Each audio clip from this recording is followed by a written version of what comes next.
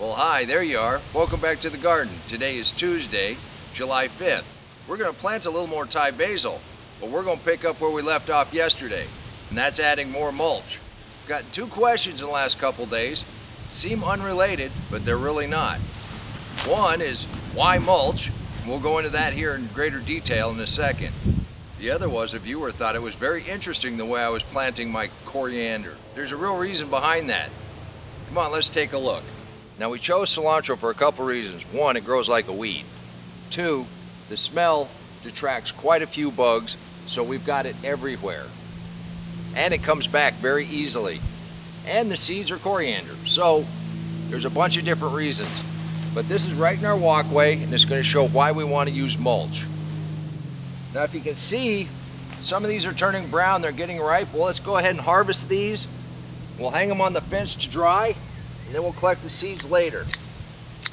I can't get the wheelbarrow through here right now until we do something like this. Now, you can wait till they turn completely brown, but hanging them to dry is just fine also.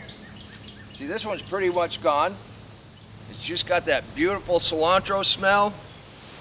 That should be big enough for a path. Take just a little piece of string. Pretty simple.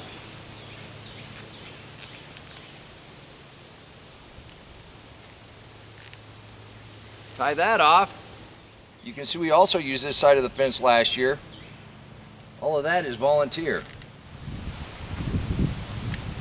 Right here is why we use the deep mulch. This is a great example. It looks like we got a lot of mulch down here, but this is our walkway, and there's nothing there. I mean, it's just right down to it. And the ground wants to stay covered. If you want to make a small change, change the way you do things. You want to make a big change, change the way you think about things. I've changed the way I've thought about things this last couple years. The deep mulch is one of them. This is a story about a guy that didn't want to weed anymore, and what I found was the deep mulch helps with that, but then it helps with so much more. So it wants to stay covered. Since this has been mulched, there's not very much here, and it's very easy to pull up, and we're going to use this as part of the mulch. I do not want to bury the hose we got strung out to fill the buckets, but we need to make this a little thicker in here. I'm also going to use the cilantro as part of the mulch. We've saved a bunch. I don't pull it up. I want to leave the living roots in the ground as long as possible. That's part of changing the way you think about things. The living roots are an integral part of the web of life that's going on underneath the soil here.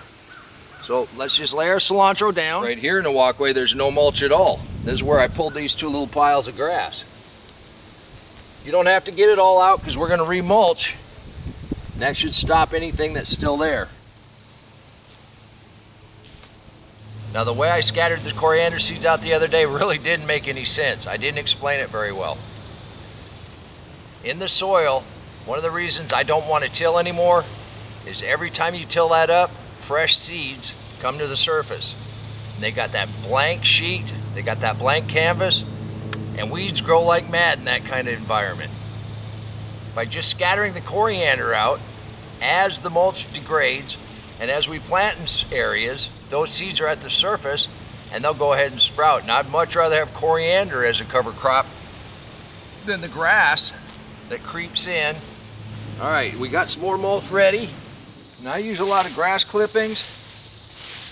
The rule of thumb is, you're gonna put them in an area, all you wanna do is suppress weeds, you can put it in right after you cut it. And you can do this experiment yourself. Get a little pile of fresh cut grass, stick your hand in it, you'll see how hot it is. If you're gonna put it around the plants, do kind of like what I just did, leave it lay for a couple days, then it turns more into hay. I got lucky, I got some leaves in here. But what are the shopping bags for?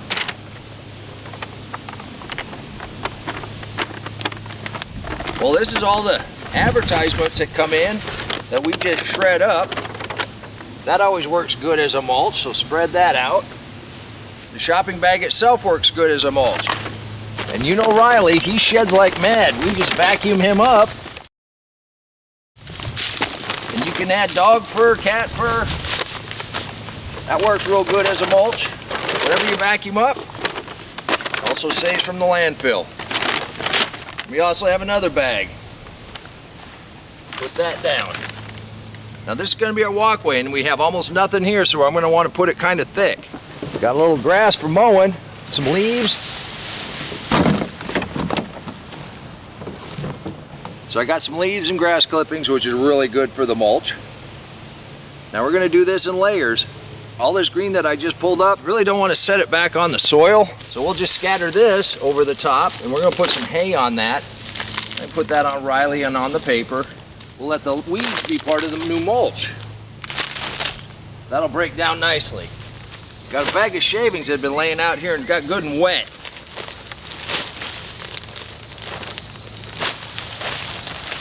Just kind of spread that out. And you just layer it on. You use whatever organic material you have at hand. Well, let's go get another load.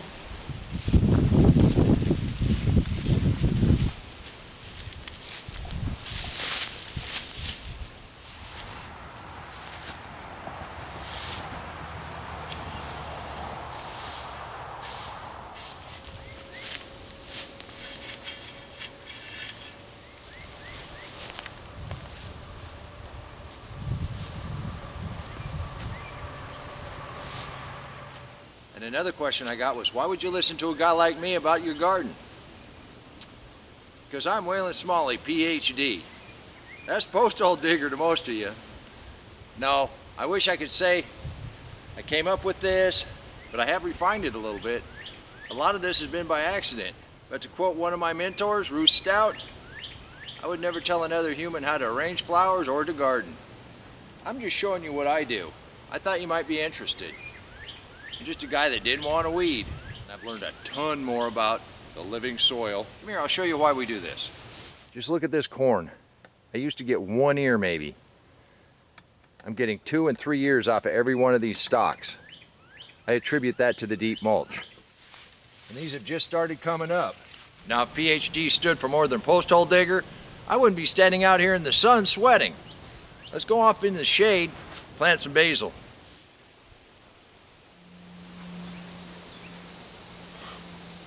The one thing that I have decided about the few pieces of grass that do come up, it just shows you where you're a little light on your mulch. And in this walkway, we talked about that yesterday, I need to bring in some more cedar chips and mulch is quite a bit heavier. But for right now, let's go ahead and get these basil in the ground. Basil is a wonderful companion plant, and I just read to put a basil by every tomato plant. Even in this extreme heat, it's still moist down here.